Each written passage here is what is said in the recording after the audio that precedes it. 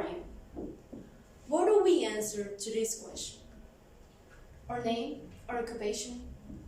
In my first EDEC reunion, we had to answer to that question, as it happens with so many other first reunions of any group of people. And in that first reunion, I came across 1,000 different possible answers to that great question. Our name, our age, our occupation, our hobby. But in my opinion, all those answers are totally superficial. And I say this because there are millions of people with the same age as us, and too many with the same name. And it's difficult to accept that something equal to so many people is the most common answer to a question where we are supposed to define ourselves individually. And so, in that first reunion, I started to think if there was an answer that truly defines who we all are. And some people say that this answer exists, but that it isn't verbal. They say who you are is in our blood, in your DNA. But in my opinion, genetics ends up being just a starting point. I have two cousins who are identical twins, meaning they have the exact same DNA. But as with so many other twins, they may be physically identical, but are actually very different. And how can I explain that when I believe that DNA is everything? But I don't think I have to give such a specific example to make you come to the same conclusion as I did. We just have to make a comparison between any human being and another animal species. More particularly, an animal which, according to a study by the Penn State University, shares about 70% of the human DNA. And which one do you think it is? Do you think it's a mammal? Well, if you do, you're wrong. Actually, this animal is a fish, the zebrafish, which measures about 3 centimeters and reaches, at most, 5, and shares 70% of our DNA, as I said.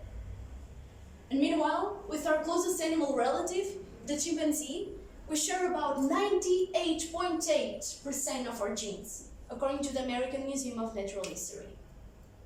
And that means it's 1.2% of our genes that distinguishes us, not only from chimps at all levels possible, but also from all the people in this world.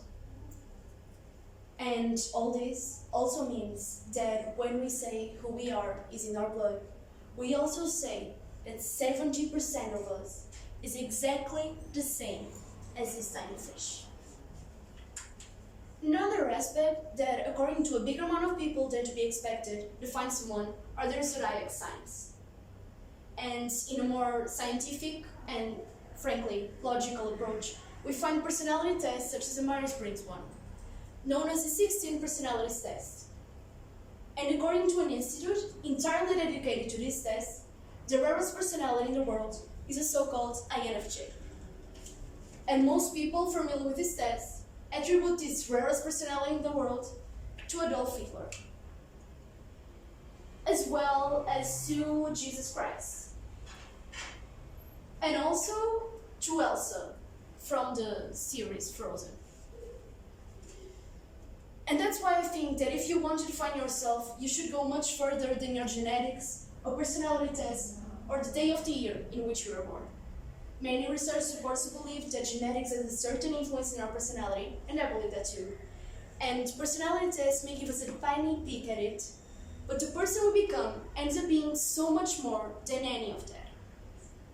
It is defined, at least, for what we've been through, for the people we have interacted with, for how we were raised, and for all the choices we ever made. In theory, two twins go through almost the same experiences, at least in the beginning of their lives, and are raised in the same way. But I guess we can never truly know what is going to influence someone. When they were 1 or 2 years old, my twin cousins had a housekeeper who took care of them, and we used to give much more attention to one than to the other. And now, about 5 years later, the cousin who had less attention when she was 2 is now less independent and more shy and needy than the other cousin. And I just keep thinking, Is it possible that this tiny aspect, which is one of the few that gives them apart, having the same DNA and really similar experiences from the beginning of their lives, is it possible that this tiny aspect influenced my cousin's personality? Well, I know, you may think I'm rushing to this conclusion.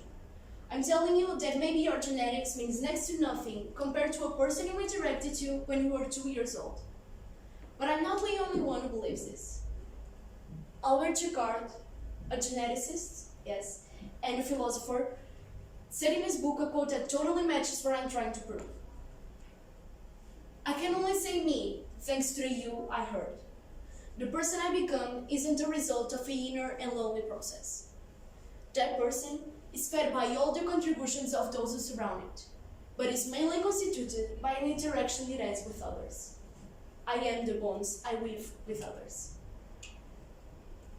Another aspect that should keep us apart as individuals at an impressive level are all the choices we make. And the role of some choices we make, like for example, the university we choose, is considered huge. And especially around my age, we start getting used to hearing that everything we do in this phase may decide the university we go to and even our future. Maybe if I go to a party 10 minutes later, I can have 10 minutes more study.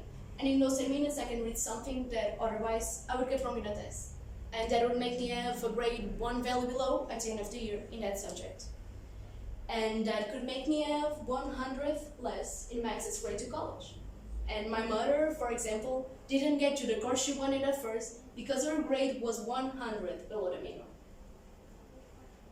However, a college may not even change our life that much. It may not even decide what we are going to do in the future. For example, my father studied mechanical engineering when he was in college. And then he made a PhD in informatics. But now he teaches company management, and he's a marketing and technology director in a football club, and the vice president of a new sports federation, the esports. And that only shows we are totally in control of what we do in the future. Since at my age, he made a psychotechnical test that advised him to be one of two things: a lawyer or a priest.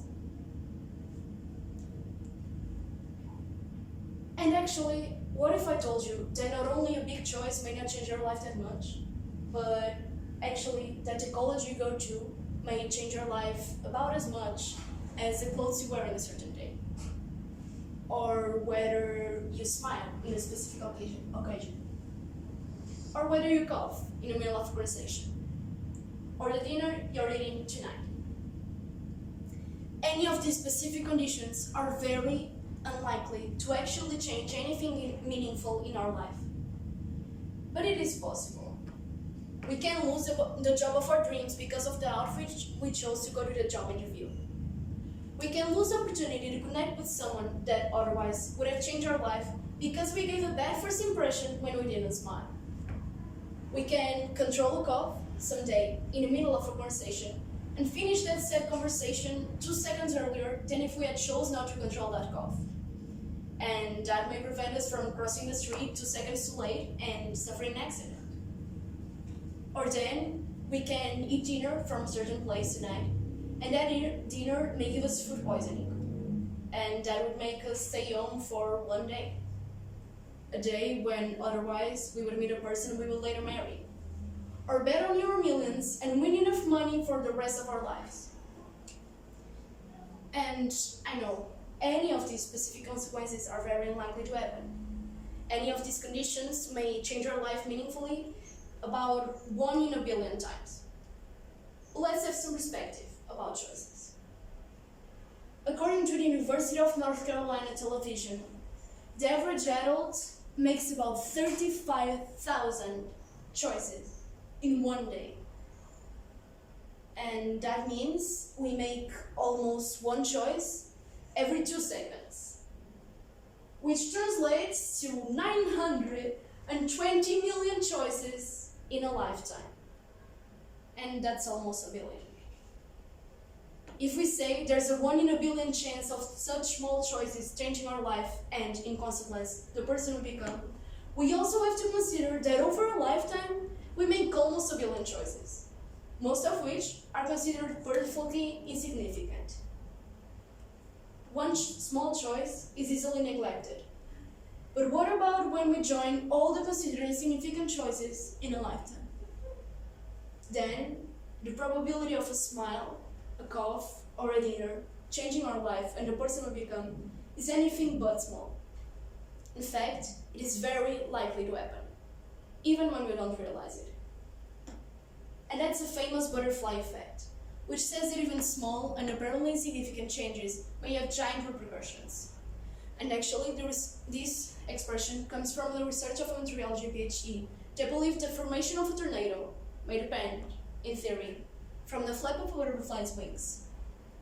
On the opposite side of the world compared to where the tornado occurred, or not, weeks before its formation. And that's why we are, in fact, made by millions of choices that may or may not define us.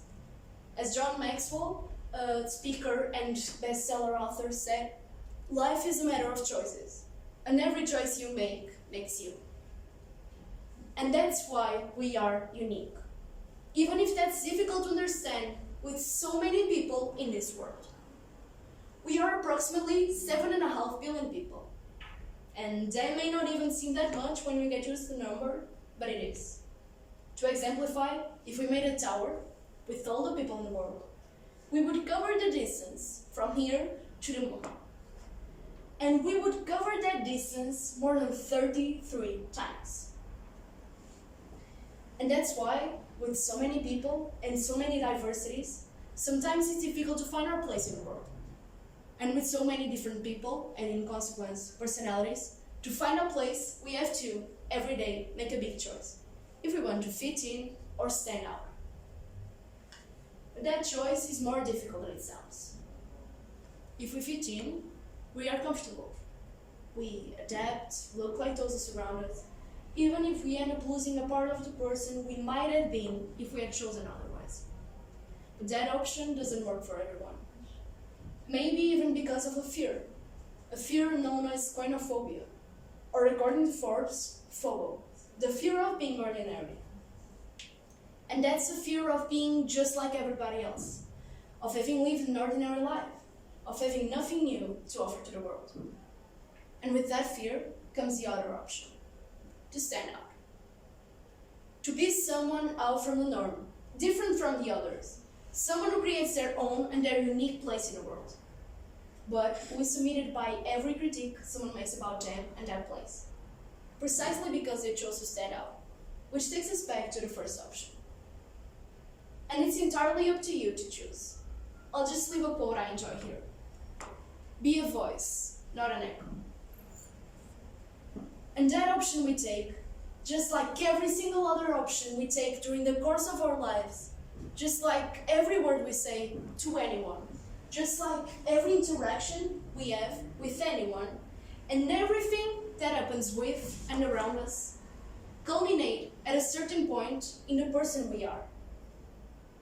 That person who might have been one completely different if in a certain day we had coughed, if we had studied, if we had a different housekeeper when we were 2 years old, or if we had let another person define who we are. And now, after all of this, who are we? After all of this, who are you? Well, you are a puzzle. A puzzle of billions of unique pieces, of which, if we took a single one off, the image could be totally different, incomplete, and even strange. And that's why I can't say who I am or who you are. According to the dictionary, the word self is a noun, meaning the qualities that make one individual or unique. And the truth is that perfect individuality or uniqueness can't be described. And if we have an indescribable self within us, that is the product of everything we are and everything we do in an entire lifetime, it is our duty in that life to highlight it and to express it as much as we can in everything we do.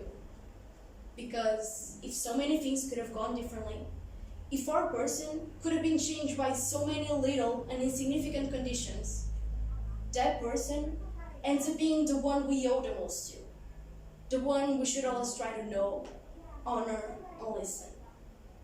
whose voice we should always spread. Because people may influence you, but the ultimate power to define yourself belongs to you. Because the person you are, who, truthfully, is perfectly indescribable, and your future, totally unpredictable, are ultimately made solely by you. Thank you.